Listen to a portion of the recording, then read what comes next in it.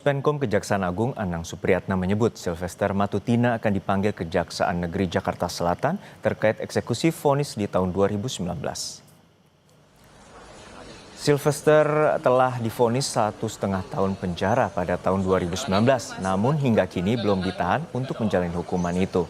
Vonis Sylvester terkait kasus fitnah terhadap Wakil Presiden ke-10 dan ke-12 Yusuf Kala. Sebelumnya, Kapus Penkum Kejaksaan Agung Anang Supriyatna menyebut kasus itu sudah ingkrah dan dapat segera ditahan. Namun kini Anang menyerahkan sepenuhnya kepada Kejaksaan Negeri Jakarta Selatan untuk pemanggilan Sylvester. Tim Kejari Jakarta Selatan sudah akan memanggil.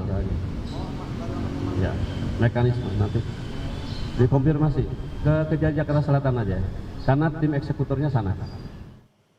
Sementara itu, Ketua Komisi Kejaksaan Republik Indonesia Pujiyono Nuwadi meminta eksekusi terhadap terpidana Sylvester Matutina yang telah diputus bersalah dalam kasus fitnah terhadap Wapres ke-10 dan ke-12 Yusuf Kala segera dilakukan Kejaksaan Agung. Kasus Pak Sylvester ya, itu sudah inkrah, sudah berkekuatan hukum tetap. Komisi Kejaksaan meminta kepada Kejari Jakarta Selatan untuk segera melakukan eksekusi.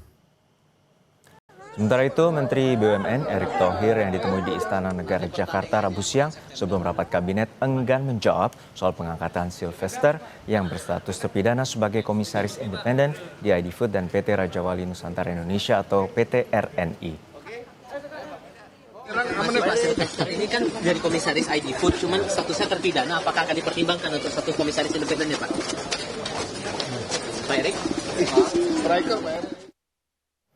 Di laman resmi ID Food, Sylvester tercatat sebagai salah satu komisaris independen. Sylvester ditetapkan sebagai komisaris independen PT RNI Persero berdasarkan surat keputusan Menteri Badan Usaha Milik Negara nomor SK 58 MBU pada tanggal 18 Maret 2025.